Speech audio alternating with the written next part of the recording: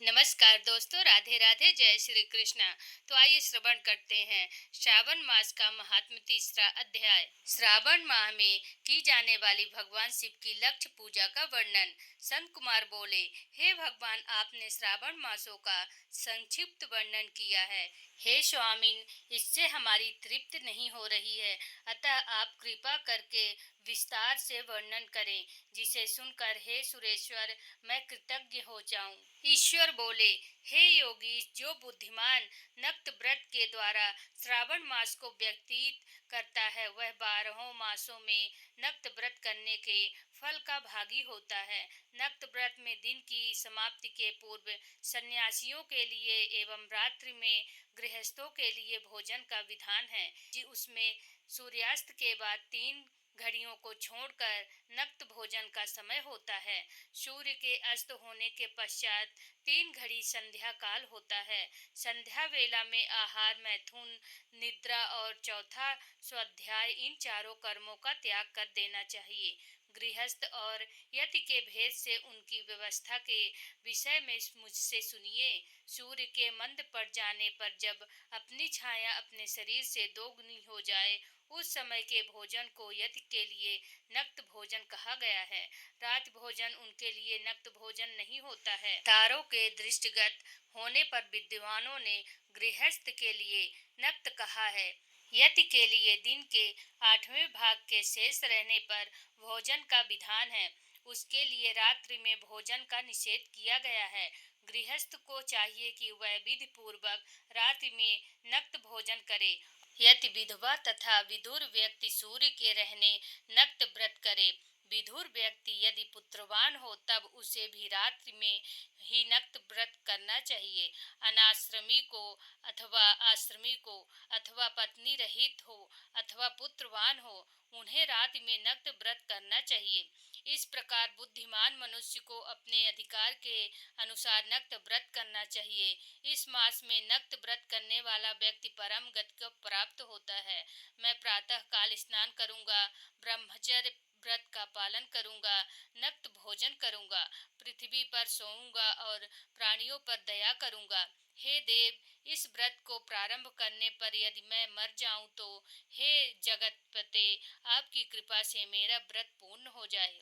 ऐसा संकल्प करके बुद्धिमान व्यक्ति को श्रावण मास में प्रतिदिन नक्त व्रत करना चाहिए। इस प्रकार नक्त व्रत करने वाला मुझे अत्यंत प्रिय होता है।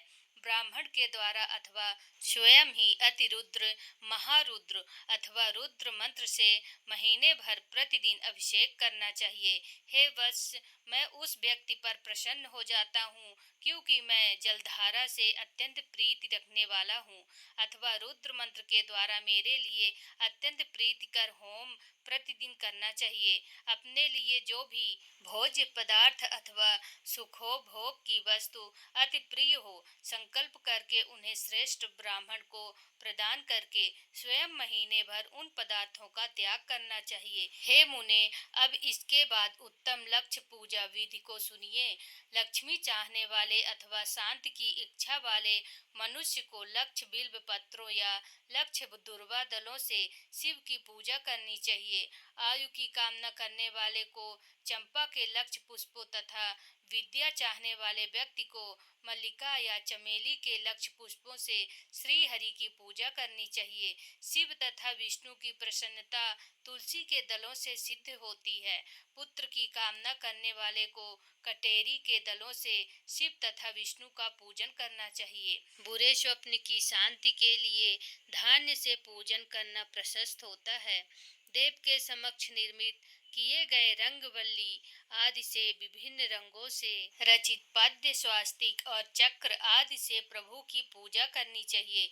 इस प्रकार सभी मनोरथों की सिद्धि के लिए सभी प्रकार के पुष्पों से यदि मनुष्य लक्ष्य पूजा करे तो शिव जी प्रसन्न होंगे तत्पश्चात उद्यापन करना चाहिए, मंडप निर्माण करना चाहिए और मंडप के त्रिभाग परिमाण में वेदिका बनानी चाहिए। तदंतर पुण्याहवाचन करके आचार्य का वरण करना चाहिए और उस मंडप में प्रविष्ट होकर गीत तथा वाद्य के शब्दों और तीव्र वेद ध्वनि से रात्रि में जागरण करना चाहिए। वेदिका के ऊपर उत्तम लिंग तो भद्र बनाना चाहिए और उसके बीच में चावलों से सुंदर कैलाश का निर्माण करना चाहिए। उसके ऊपर तांबे का अत्यंत चमकीला तथा पंच पल्लव युक्त कलश स्थापित करना चाहिए और उसे रेशमी वस्त्र से वेष्टित कर देना चाहिए। उसके ऊपर पार्वती पति शिव की स्वर्णमय प्रतिमा स्थापित करना चाहिए। तत्पश्चात पंचामृत पूर्वक धूप दीप तथा नैवेद्य से उस प्रतिमा की पूजा करनी चाहिए और गीत वाद्य नृत्य तथा वैद शास्त्र तथा पुराणों के पाठ के द्वारा रात्रि में जागरण करना चाहिए। इसके बाद प्रातःकाल भली भांति स्नान करके पवित्र हो जाना चाहिए और अपनी शाखा में निर्दिष्ट विधान के अनुसार वैदिक निर्माण करना चाहिए। तत्पश्चात मूल मंत्र से या गायत्री मंत्र से या शिव के सहस्त्र नामों के द्वारा तिल तथा घृत मिश्रित खीर से होम कराना चाहिए अथवा जिस मंत्र से पूजा की गई है उसी से होम करके पुण्याहुति डालनी चाहिए। इसके बाद वस्त्र अलंकार तथा भूषणों से भली भांति आचार्य का पूजन करना चाहिए। तत्पश्चात अन्य ब्राह्मणों का पूजन करना चाहिए और उन्हें दक्षिणा देनी चाहिए। जिस जिस वस्तु से उमापति शिव की लक्ष्य पूजा की हो उसका दान करना चाहिए। स्वर्णमयी मूर्ति बनाकर शिव की पूजा करनी चाहिए। यदि दीप कर्म किया तो उस दीपक का दान करना चाहिए। चांदी का दीपक और स्वर्ण की वर्तिका अर्थात बत्ती बनाकर उसे गोघृत से भरकर सभी मनोकामनाओं तथा अर्थ की सिद्धि के लिए उसका दान करना चाहिए। इसके बाद प्रभु से क्षमा प्रार्थी करना चाहिए और अंत में 100 ब्राह्मणों को